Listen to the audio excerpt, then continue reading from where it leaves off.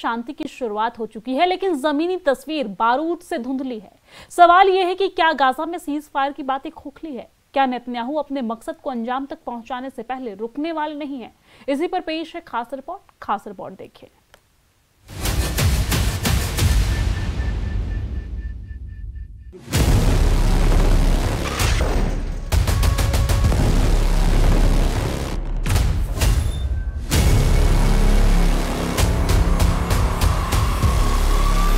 Thank you all. We're going to get peace in the Middle East. That's what we want to do. Thank you very much.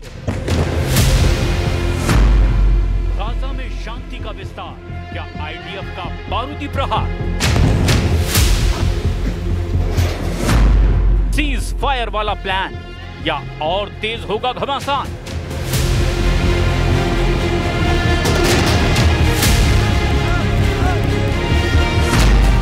क्या Hamas को उसके अंजाम तक पहुंचाकर दम लेंगे Netanyahu?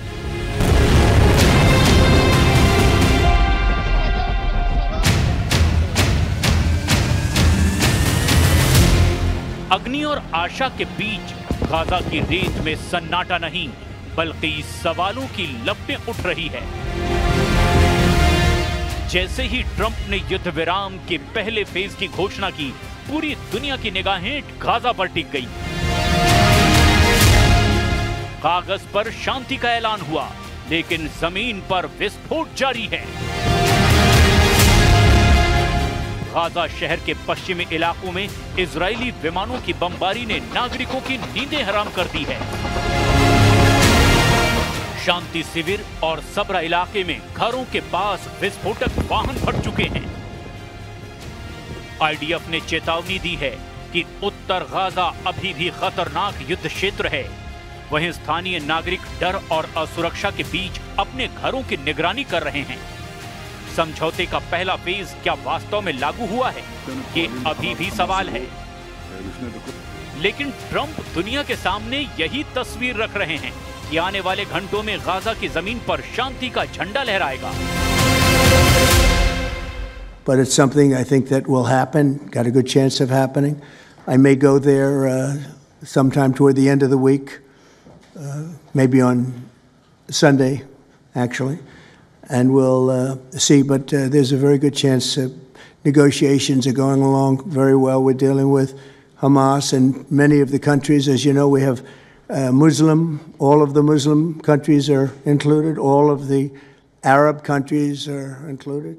Very rich countries and some that are not so rich, but just about everybody's included. It's never happened before.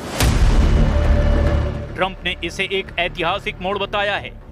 Qatar ने इसे मध्यस्थता की सफलता कहा है। कतर के विदेश मंत्रालय के प्रवक्ता माजिद अल अंसारी ने सोशल मीडिया पर लिखते हुए कहा, मध्यस्थों ने घोषणा की कि गाजा युद्ध विराम समझौते के पहले चरण की सभी शर्तों पर सहमति बन गई है। ये युद्ध के अंत इजरायली बंधकों और फिलिस्तीनी कैदियों की रिहाई और राहत सामग्री की आपूर्ति का रास्ता साफ करेगी।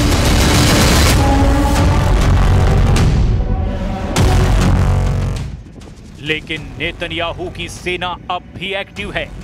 गाजा की जमीन पर इजराइल का बारूद बरस रहा है।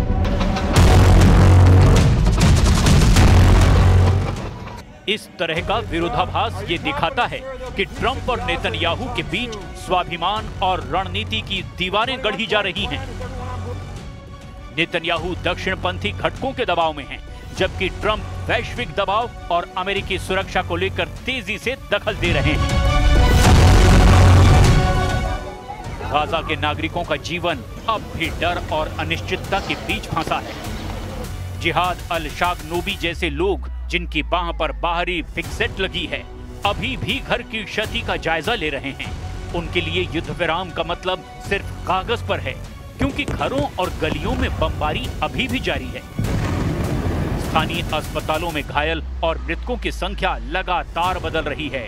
नागरिक राहत और भोजन की किल्लत के बीच जी रहे हैं।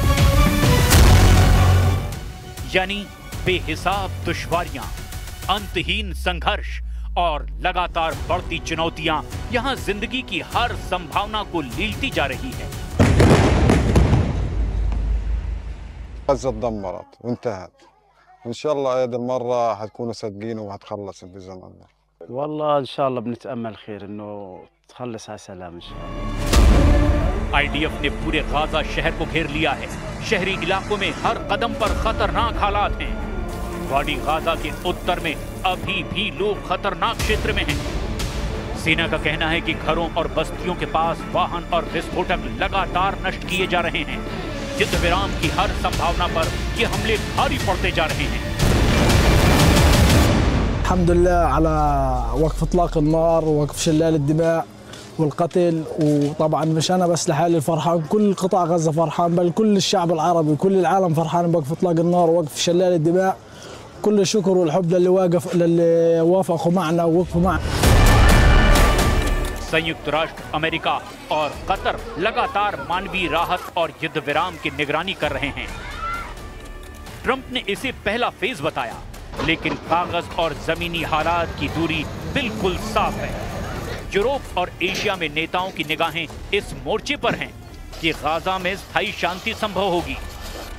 हमास ने रिहाई की लिस्ट दी है, लेकिन हथियार सौंपने को तैयार नहीं है, जिस वजह से इजराइल के साथ समझौते और शांति की स्थिरता पर सवालिया निशान खड़े हो चुके हैं। बंधकों की रिहाई की टाइमलाइन 72 घंटे की है। इसीलिए अब ये समझते हैं कि आखिर इजराइल और हमास के बीच जिस पहले चरण की पीस प्लान पर हस्ताक्षर किए गए, उसका पूरा नक्शा क्या है।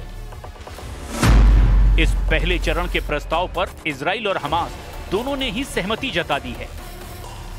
इसके तहत अगले 72 घंटे में हमास इजराइल के सभी 20 जीवित बंधकों को रिहा किया जाएगा, जिसके बदले में इजराइल भी करीब 2000 फिलिस्तीनी कैदियों को आजाद करेगा।